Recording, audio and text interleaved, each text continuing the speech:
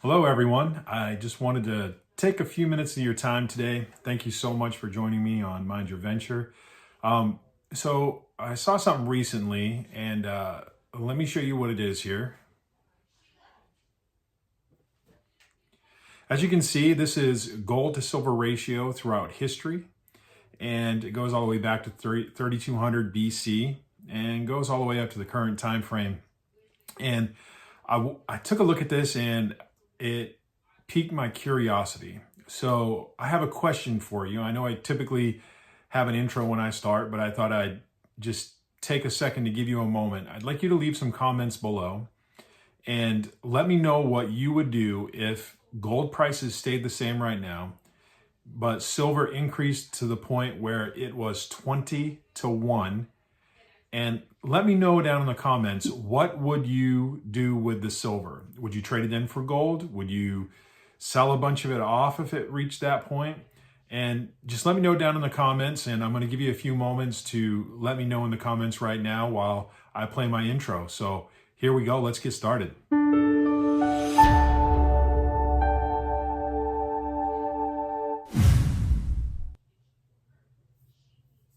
So I did a little bit of math on this here, and as you can see here with these numbers, I did a ratio with what it was in 1970. So back in 1970, the gold silver ratio was 20 to 1.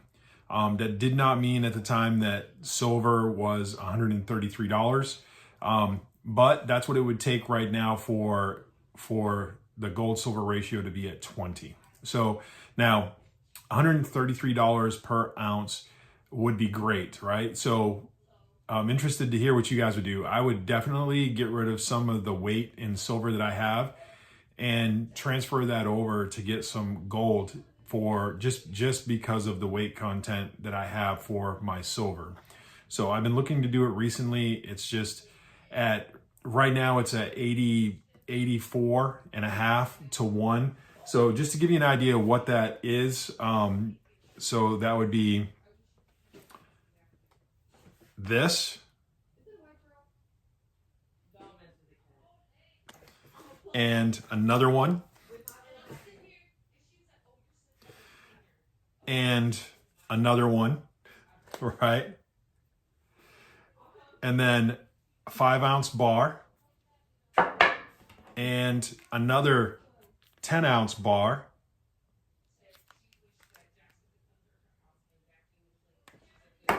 and put those down. They are pretty heavy. And one more 10-ounce bar.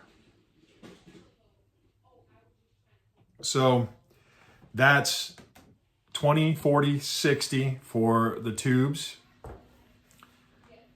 80 for, the two 10-ounce bars that I have here, and then a 5-ounce bar as well. So that's 85 ounces of silver to make one gold, right? So now to put that in perspective, gold is for its weight, we're looking at this is what that turns out to be. So 1 ounce of gold, and super light compared to all of this, right? So you got 60 coins here, one round and 2 eagles, 20 pack, 5-ounce bar and 2 10-ounce bars. It's a lot of weight, and trading it for one of these has been something that I've been very interested in doing recently. For one, I'm trying to move, and silver's pretty heavy, and during the travel, I don't want to have to leave it in my car and hope that somebody's not going to break in. So I got to get all of that silver and my precious metals from my vehicle. every night that I stay in a hotel traveling across the country, right? So I was interested in trying to get some gold for my silver and kind of jump down a little bit on the weight, and it'd be a lot easier to transport it. I don't want to get rid of it, and I decided that I'm just going to go ahead and keep it. It's not a horrible amount of weight, but it was a thought just because of picking it up and carrying it to the car and taking it out of the car back and forth. It seemed pretty daunting, but at the end of the day, the ratio was too high for me. I did not feel comfortable doing it. And I've asked a few people, and I got a comment on one of my videos that I did, because I brought this up before, and somebody let me know that there's cycles of the gold silver ratio, and getting it down closer to 70 is really good. Now, putting it at 70 is not too far off from where silver has already hit this year. It came close to 35 once this year, and it's hovering right now. It's back up again over 31. And, you know, to do the ratio now to get 70 to 1, it's $38.02. So not too far off.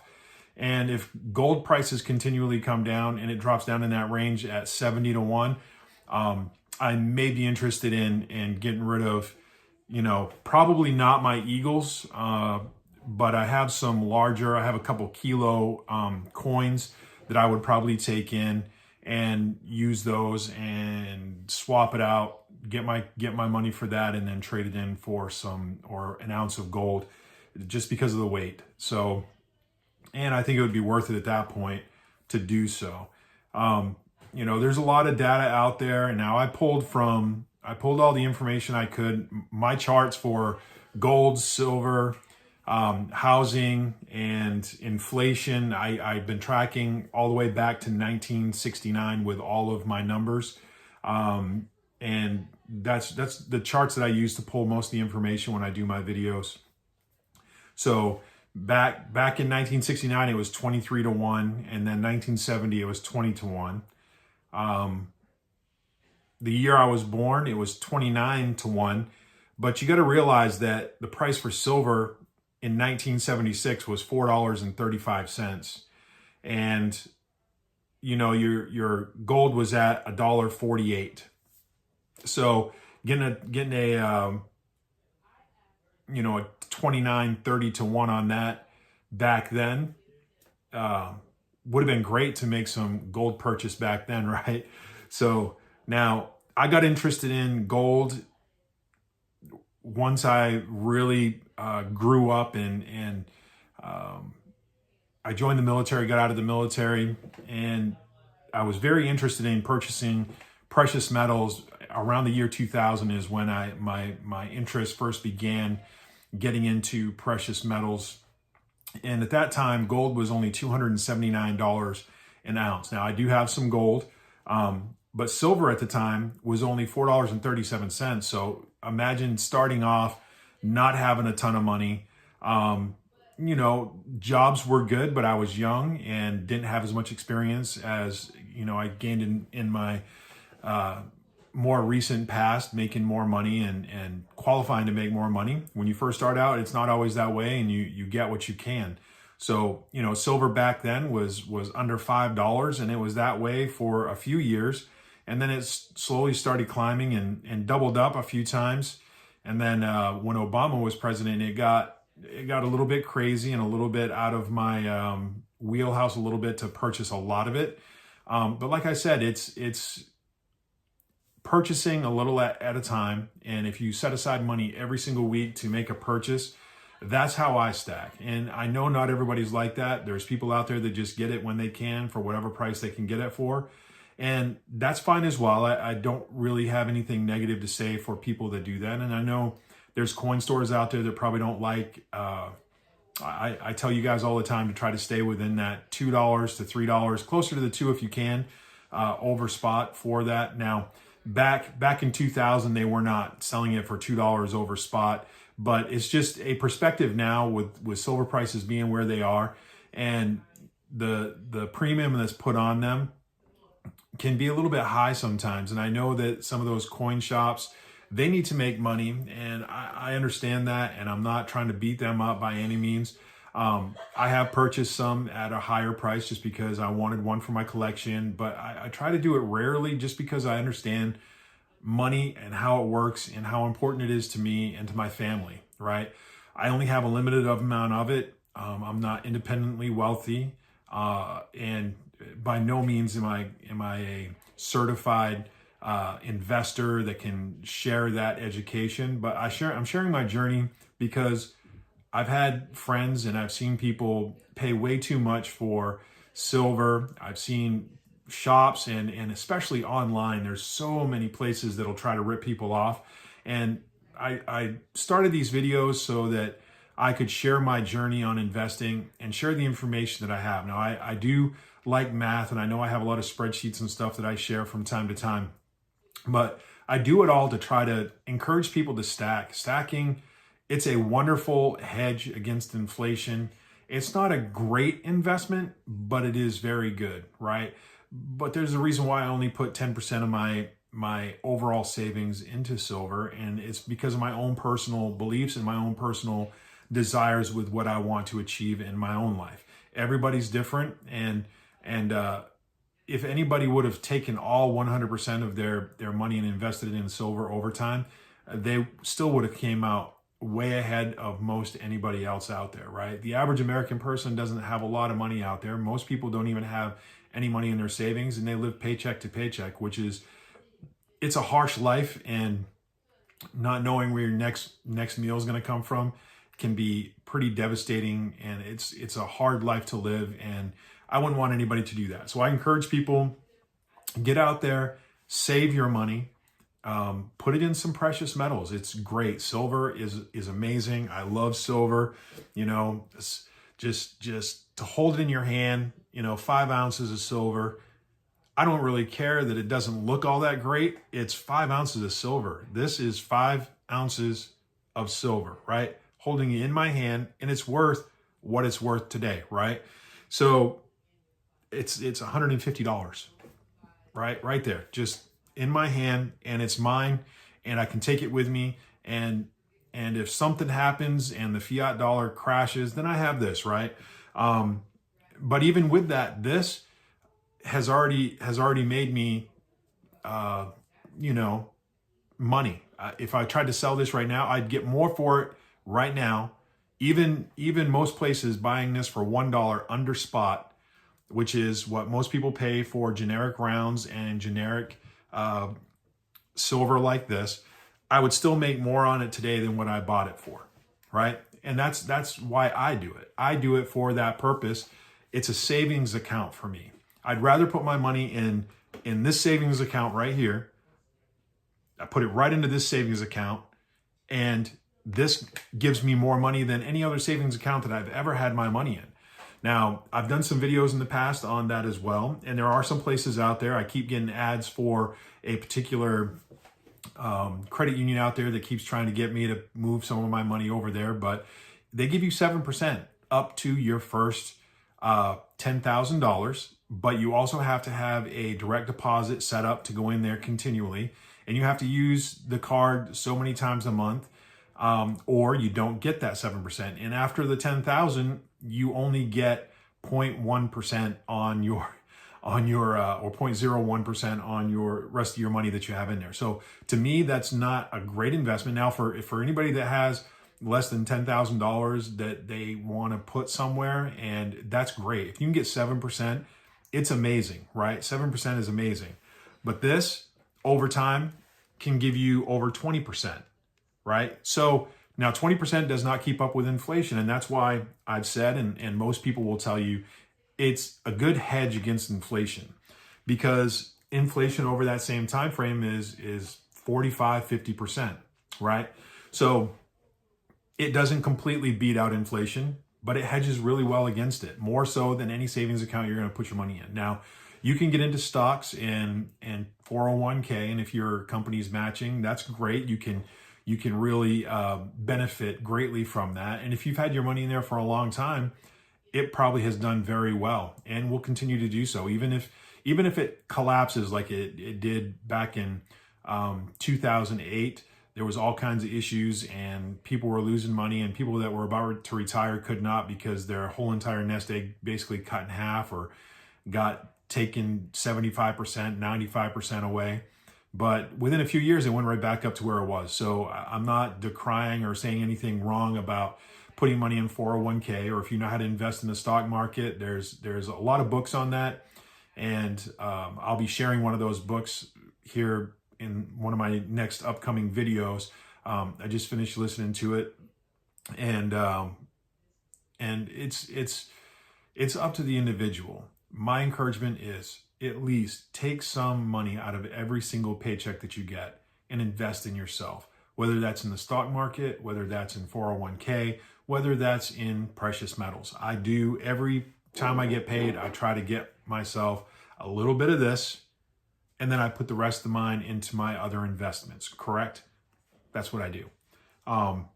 And like I said, personal preference again, this here is one of the things that I try to buy more of than anything else.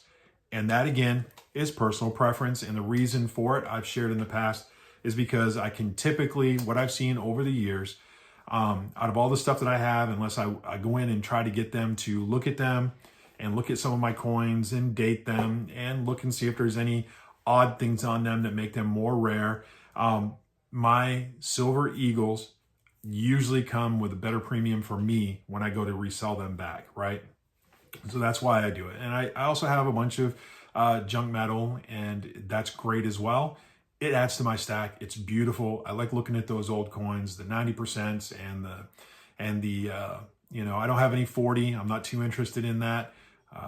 But I'm trying to learn a little bit more about numismatics, have a little bit of extra money that I could possibly move around, and I wouldn't feel too awfully bad buying some silver at higher cost that might be worth some and are more collectible than most anything else that I have.